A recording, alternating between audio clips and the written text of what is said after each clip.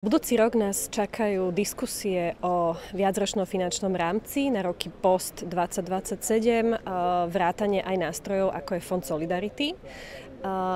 Tým, že tieto výkyvy počasia očakávame, že budú stále extrémne, budú lokálnejšie, aj povodne, aj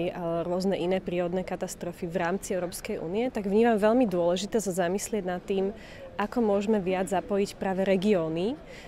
nie len cez teda centrálne vlády, ale ako priamo regióny môžu byť zapojené do využívania týchto nástrojov, keďže tá situácia naozaj bude veľmi lokálna.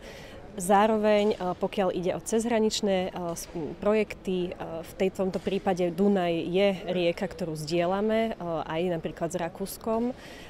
Ak bude situácia potrebné nejaké európske projekty obnovovať, riešiť aj po takýchto katastrofách, do budúcnosti preto hľadajme spôsoby, ako zabezpečiť, aby aj regióny priamo dokázali využívať nástroje, aj nástroje ako je Fond Solidarity, pretože napríklad pri spolupráci s susednými regiónmi rakúskymi v prípade takých povodní, ktoré zažili v strednej Európe, teda s vysokým významným cezhraničným rozmerom.